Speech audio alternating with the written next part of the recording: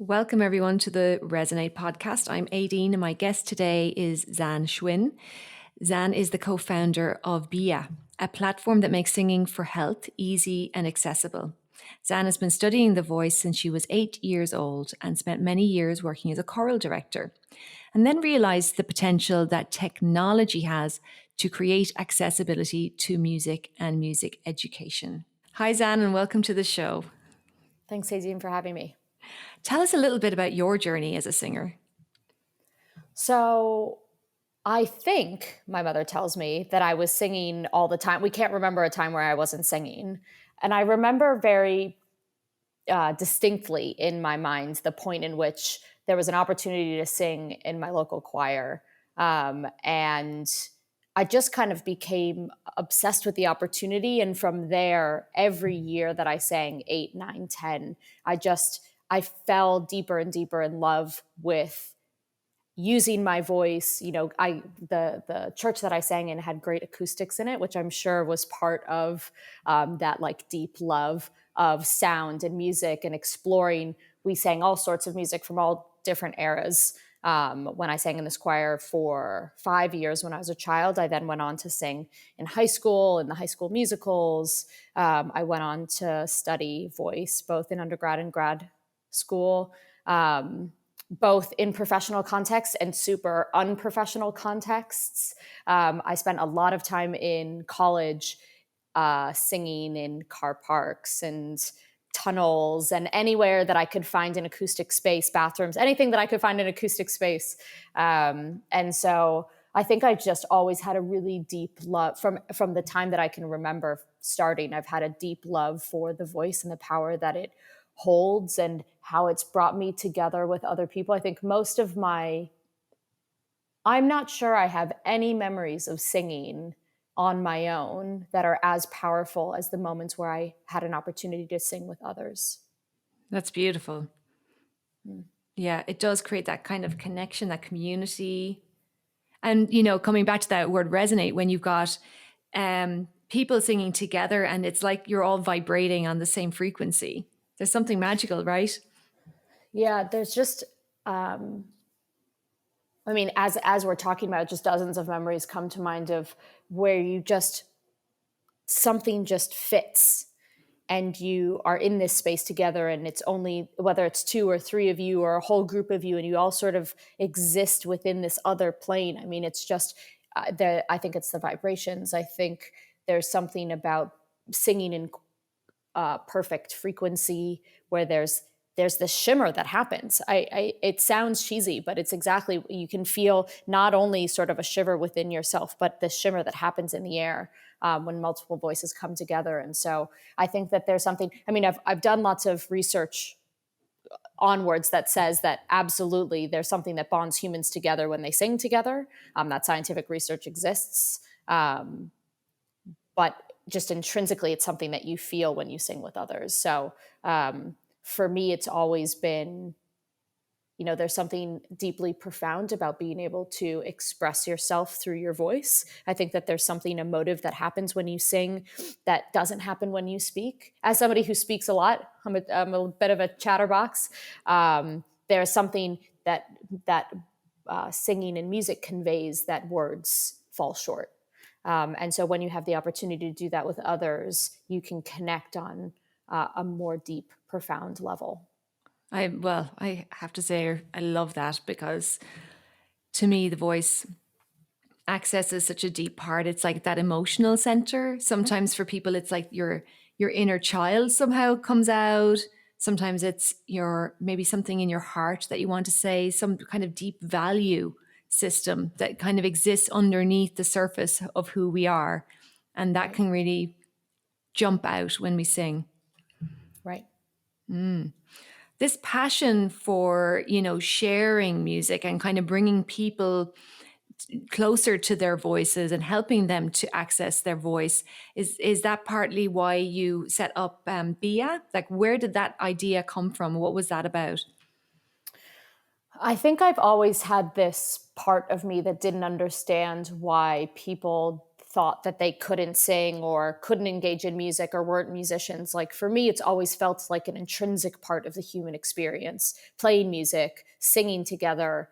And I don't know if that's the environment that I grew up in, whether it's because of the school that I was in that had lots of music, whether it's because my parents always had music on and were singing. I don't know why that's a part of me, but ever since I was a child, I couldn't understand why somebody would think that music wasn't a part of them, let alone for them. And so the more that I studied music, the more that I sort of dove deep into history of music, understanding the many complexities to composition and performance and music education, the more that I realized that there was a lot that existed for people that had already engaged on some level.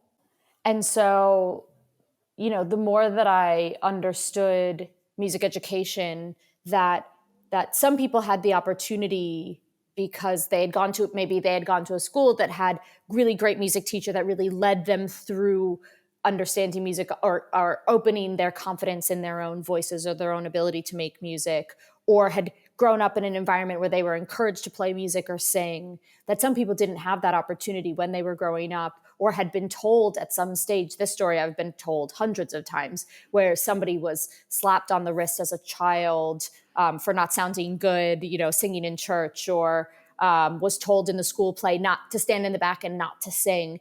And that had a profound change in your confidence and your ability to sing. And I think that word is really important, ability, because I think singing is an intrinsic part of the human experience. And the fact that anybody would think that this voice that we all have is a tool that we shouldn't or couldn't or really shouldn't use, especially if it has healing powers just for ourselves, whether it's something that unites us with other communities, whether it's something that makes us feel more powerful, whatever it is, that we wouldn't use a tool that's in our toolkit, that it's an intrinsic part of the human experience. And so, I would say, like, the deeper that I got into the depths of music education and understanding all of the more complex layers of music, the more I wanted to give everyone access to the foundation to explore whatever music for them felt most powerful or most engaging. And I think, for me,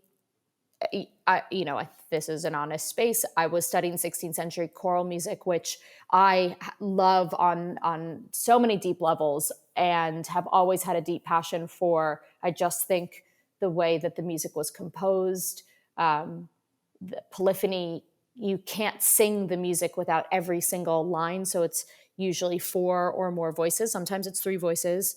And when you remove a single line from what's written, it feels unfinished. It has to be sung together. And so but because of the time period that it was written, it's very much the way that you engage with 16th century choral music oftentimes is in church. And so people, unless they're brought into 16th century choral music through that experience, they think, oh, well, it's church music, I don't want to listen to it. And so there was this point where I thought, but it's just beautiful music. And so if the only opportunity for us to engage with this music is in a church setting, of course, the number of people that are going to listen, appreciate, and engage with this music is going to be small. Yeah. But actually, this music is beautiful and tells a story and brings us together and is so moving on such a deep level. We are doing it a disservice by only performing it within church, which just cuts off the ability for all of these other people who could really be moved by this music to have an opportunity to listen to it at all, but listen to it in a context that without judgment, without the preconceptions of what it may be.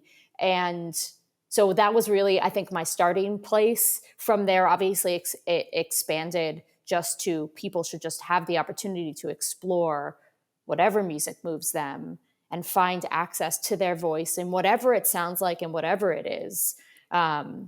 Yeah. And I have a little bit of an obsessive personality. And so the deeper that I got into that, like, like it was just a snowball effect. And so I think it's my life's work. Well, I love that because, my mission is so similar to let people know that their voices have value. And I also love that you Yeah. wanted to not just share, like initially it was like just making sure that people could appreciate music and that didn't Right. feel that it was unaccessible. I love that because I feel like so much music nowadays is a little bit elitist.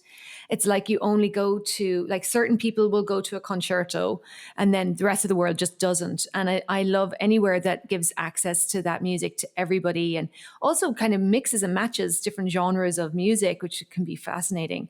But wasn't the Yeah. 16th century music your first time that you brought technology to bear to, make music accessible? How did that happen? Yeah. So that it started with that, what I just described, this like, why can't everybody listen to this music? Why does it only, I remember sitting in this church in Cambridge in the UK, which I consider sort of the mecca of 16th century choral music.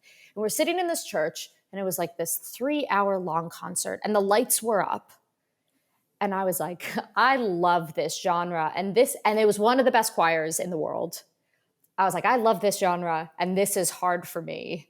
Like, we're not, this is,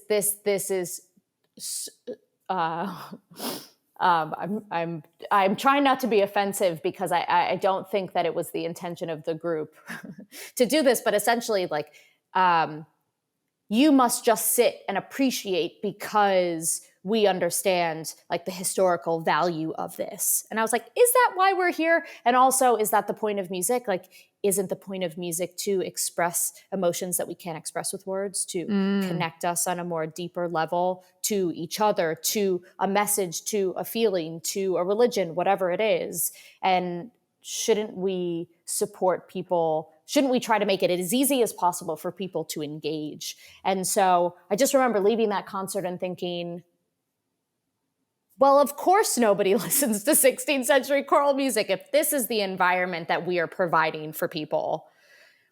So is there an opportunity here to create a platform that makes it really easy for people to just come and listen and have no sort of barrier to entry of, you must know who Palestrina is to start listening to this music, that there wouldn't be any sort of words, names, or anything, that people would just come and they would listen and they would engage. And if they like something, they would say, I liked this.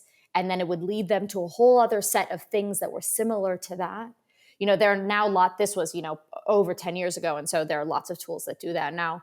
Well, tell us more about yours Spotify has something. because Spotify is, and even, YouTube will offer, similar ideas. But was it yours an app, or what way did that work? How did you do that? So it was a web platform as a start. The project never fully got off the ground because I was encouraged to partner with a couple of guys that were also building something for the music industry. And so we ended up building a tool that was much more broad to create support mechanisms for choir groups, singing groups, kind of on a bigger, larger basis. Wow. That's good. It's an evolution.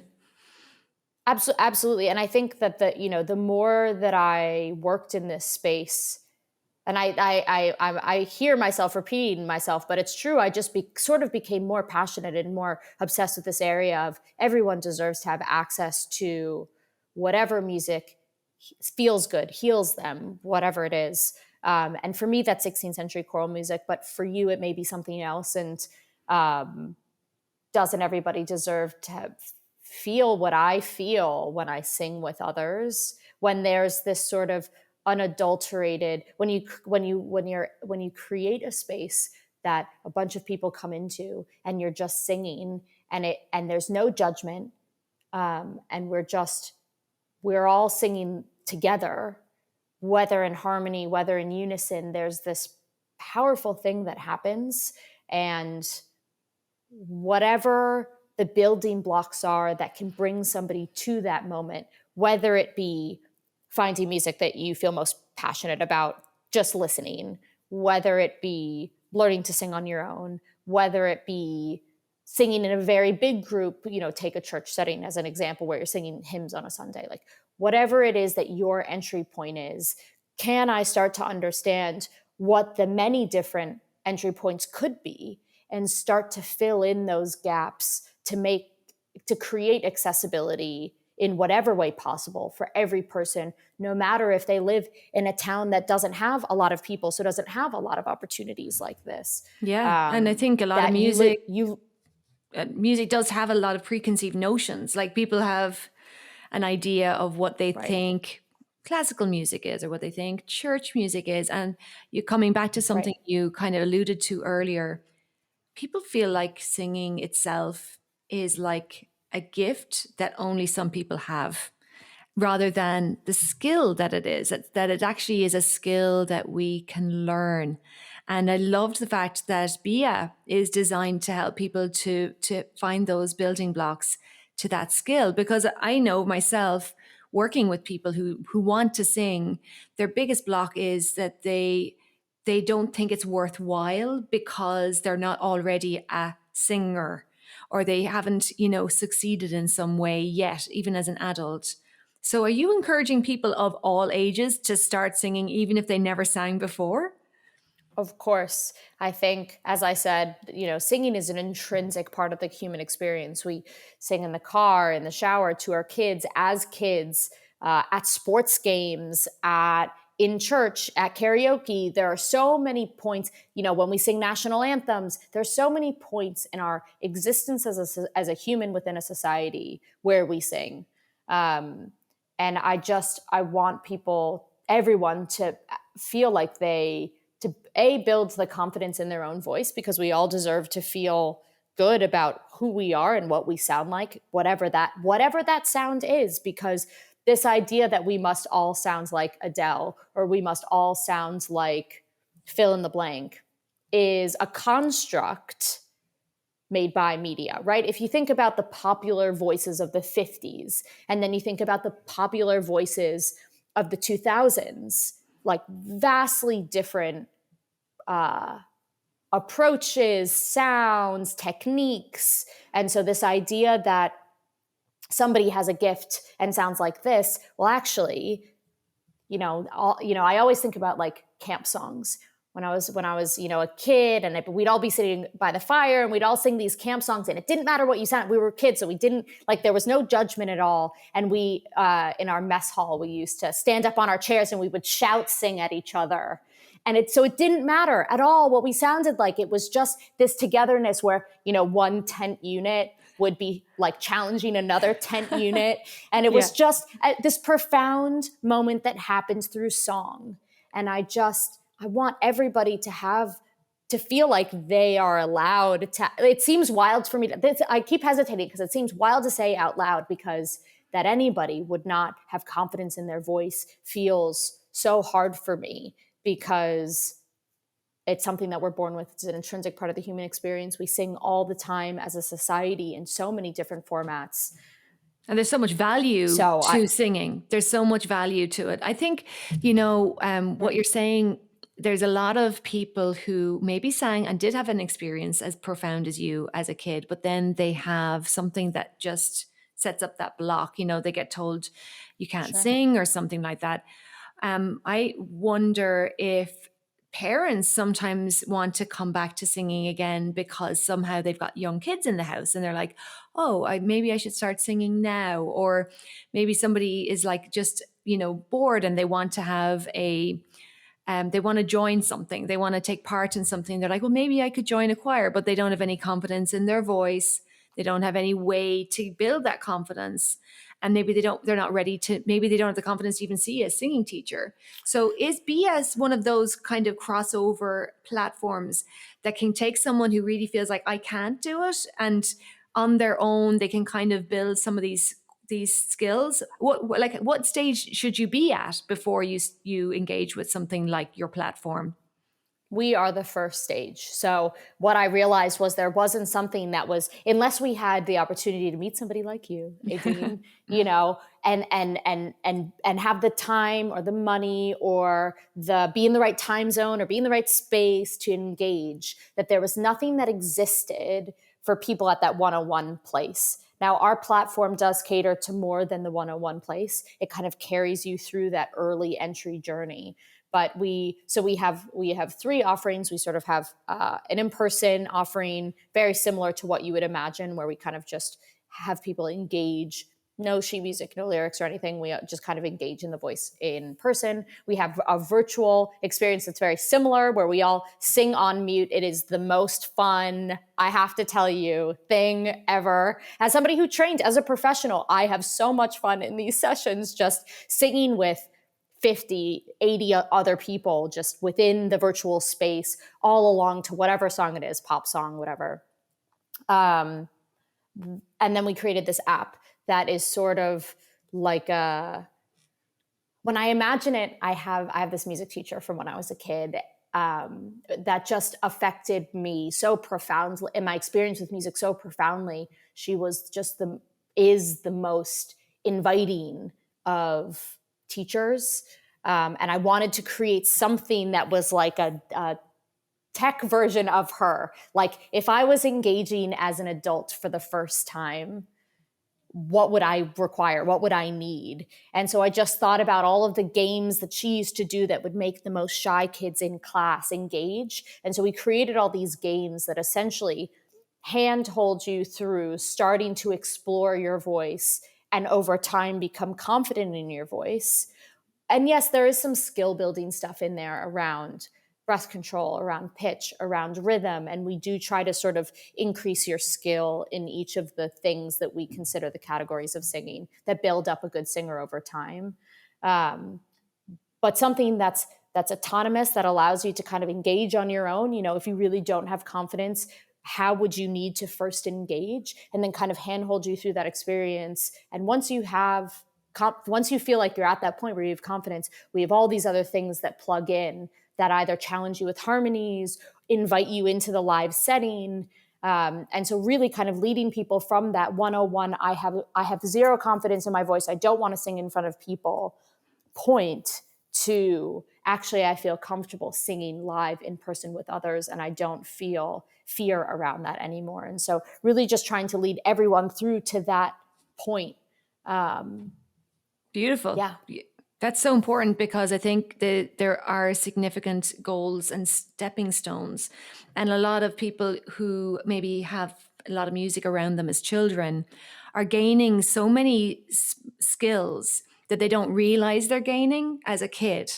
Whether that's that they're learning to listen, or that's that they're starting to recognize changes in the backing track, like what's happening with the music behind what you're doing, whether it's that they're shaking a rattle. Like one of the key things to actually engaging with music, if anyone is listening has a baby or a young kid and you want to encourage them, you put a rattle in their hand and they will engage with music immediately. So that's one of the first steps, is just giving someone almost an instrument to somehow take part in that. And then bit by bit, some of these skills are really tough. Like, I mean, even that skill of like hearing a semitone, like that's, a baby cannot hear semitones. That's like, babies can only hear a leap. They can hear bigger intervals. So when I started teaching beginners, like what your app does, I started to, build on that, where are you ready for? Like, what is the next thing to learn? Like, you can't learn the semitone, which is like a teeny half step. Da-dum, da-dum. That's why it's so scary, because it's hard to know what's going to happen next. Da-dum, da-dum. It's that theme song from Jaws, in case you don't know. And, this idea that if you have the right instruction, you can build on each skill and come to a place where you can actually do it. But if you're trying to find out how to learn to sing from the very, very base, from the very beginning of I can't sing, there's nothing out there that does that other than, say, work with a singing teacher one-on-one. Because if you go to YouTube and you look up how to sing or easy songs, they're often like 10 steps ahead from the beginner. Right. Right. What's that one-on-one place of somebody who literally doesn't have any confidence in their voice, who hasn't had any musical training whatsoever? Really, the hundreds of conversations that we've had as we've built this platform, we really were trying to understand the psyche of a person who doesn't have confidence, and where does that lack of confidence come from? Mm-hmm. And our methodology is really built on the idea of there are so many places that somebody could start from, right? If you don't have confidence in your voice, you could have confidence in rhythm. Maybe you're a drummer and you can't use your voice, but you understand rhythmic structure.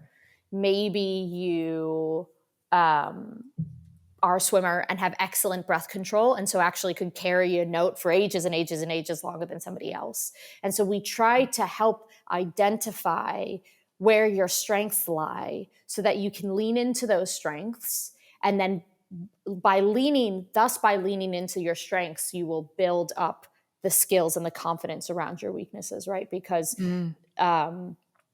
it's just through engaging over time that's where confidence comes from, with the right positive affirmations that happen along the way, with the right instruction that happens along the way, with the right positive environment.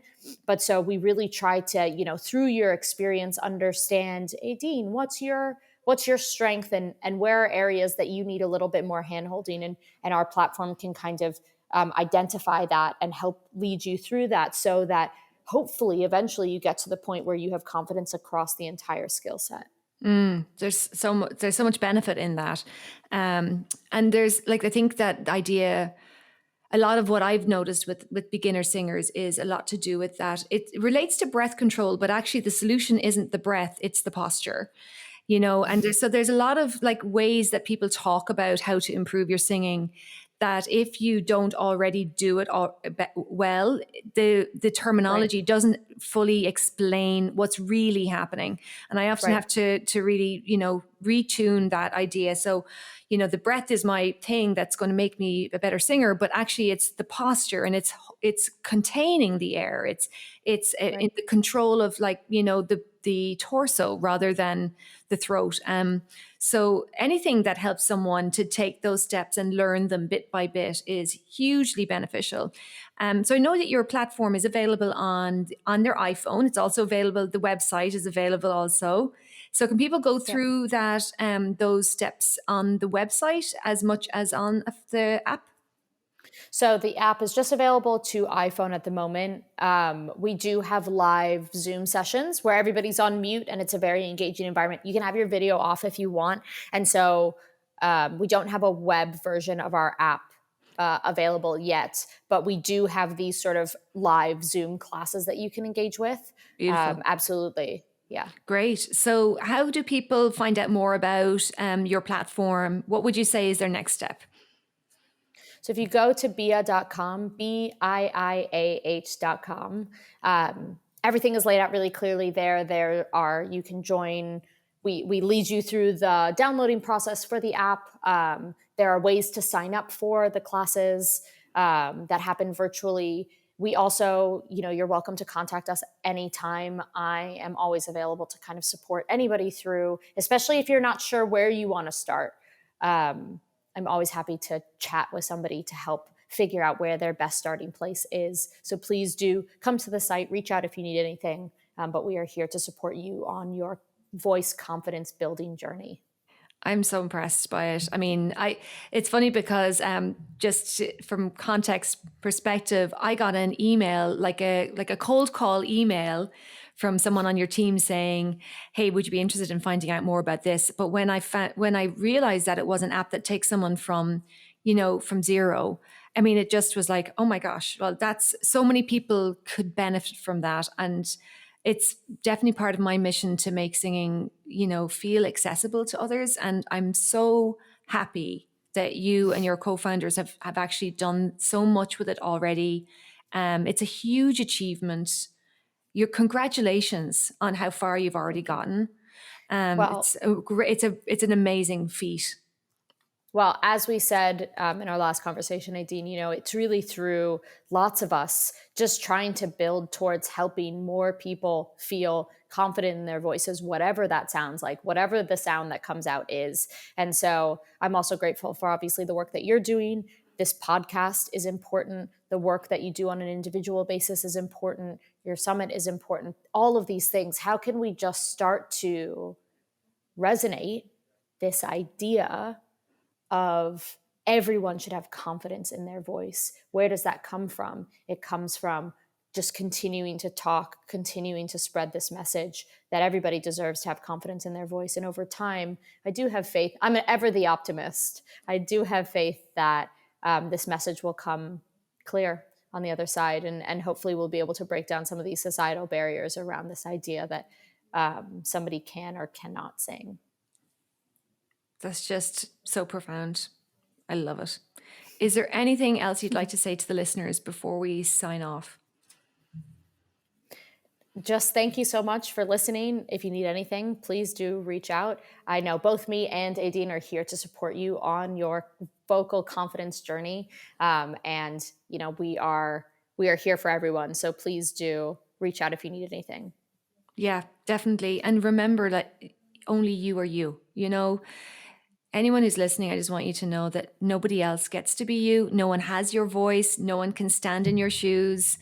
So if you don't do it, who's going to do it? You've got to find ways to step into what we love, what we enjoy. And if singing is something that you have, if you're still listening right now, I'm sure that singing is something you're curious about. So take a next step. Not everybody wants to sing, but if you're curious about it, it can be so beneficial like that. It's for your mental health. It's for your sense of connection to others. It helps you physically. It helps you in so many ways. So there's no reason not to, and there are plenty of reasons to do it. And you can do it with Xann's help, with my help, and even just, listening more to your music and enjoying. And, sometimes I think a lot of people over time, we stop listening to our favorite music. Like, even if we start listening to music again, like put on your favorite thing and enjoy music more. And we would love to hear from you if you'd like any support. So thank you all, everyone who's listened today. We'll see you again on the next episode of the Resonate podcast. Bye-bye.